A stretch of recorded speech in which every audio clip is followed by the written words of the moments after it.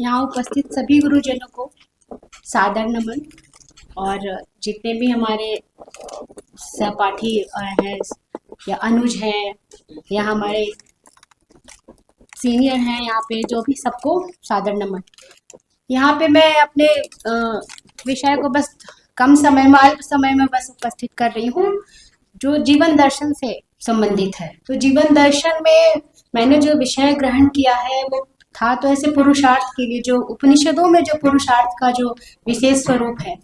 लेकिन समय का अभाव है, इसलिए मैं जो पुरुष शब्द उसको और पुरुषार्थ का क्या अर्थ है और वर्तमान समय में जो अर्थ है, जो उपनिषदों में अर्थ के कैसे स्वरूप है, बस उन पे मैं थोड़ा सा अपना विचार यहाँ पे प्रस्तुत करूंगी।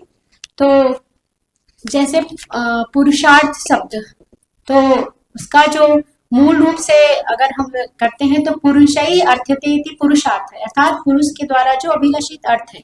जीवन में जितने भी हमारी जो इच्छाएं हैं, हमारी जो अभिलाषाएं हैं, वो पुरुषार्थ के अंदर समाहित होती है।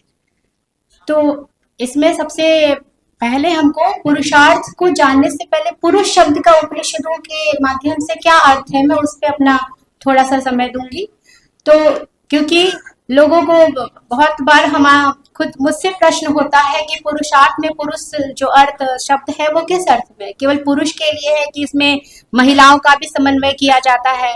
तो मैं यहाँ पे आपको इसी पक्ष को बता रही हूँ कि पुरुष शब्द जो है वो केवल पुरुष के लिए, मानव समाज में केवल पुरुष और महिला को लेकर नहीं है, वो पूर्णत्वात् पूरी शयनाच्छ है, जो जिसका अर्थ होता है कि जो भी चैतन्य अंश है उसको हम कहते हैं पुरुष। और जब इसका संयोग अगर अर्थ के साथ हो जाता है, पुरुष शब्द का संयोग जब अर्थ के साथ करता है, तब वो मानव अर्थ में मात्र नियंत्रित हो जाता है। क्योंकि जो हमारे जो चारों पुरुषार्थ है, उसमें जो परम पुरुषार्थ मोक्ष है, उसको संपादित करने का जो सामर्थ्य होता है सिर्फ मनुष्य में ही है, अन्य जीव में ये सामर्थ्य नहीं है। और वर्तमान समय में जैसे अर्थ को लेके भी है कि अर्थ के अंदर क्या क्या चीजें आती हैं, तो उपनिषदों में अर्थ के क्या स्वरूप है, मैं थोड़ा सा उस पर अपना विचार प्रस्तुत करूंगी। तो उपनिषदों में अगर ऋग्वेद में भी हम देखें या सामवेद में भी देखें, तो अर्थ का दो प्रकार बताया गया है, पार्थिव अर्थ है और दिव्य अर्थ है। दो प्रकार के अर्थों को बताया गया है।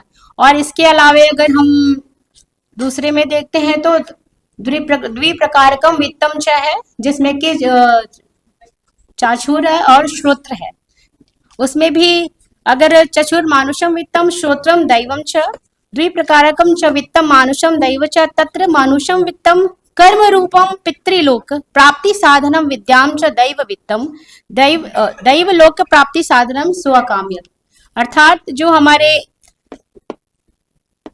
मानुष वित्त है वो कर्म रूप पितृलोक की प्राप्ति के साधन के लिए है, और जो दैव वित्त है वो दैवलोक प्राप्ति के साधन के रूप में है। तो जो अभी विसंगतियां होती है कि अर्थ के लिए सिर्फ मतलब ये पार्थिव अर्थ को ही लिया जाए, तो दिव्य अर्थ है। दिव्य अर्थ में अगर हम देखें तो वर्तमान में जो हमें शांति का है या मोक्ष का ज्ञान जो हमें प्राप्त करना, वो भी दिव्य अर्थ के अंतर्गत ही समाहित होते हैं। इन्हीं शब्दों के साथ में अपने वाणी को विराम दूंगी। धन्यवाद।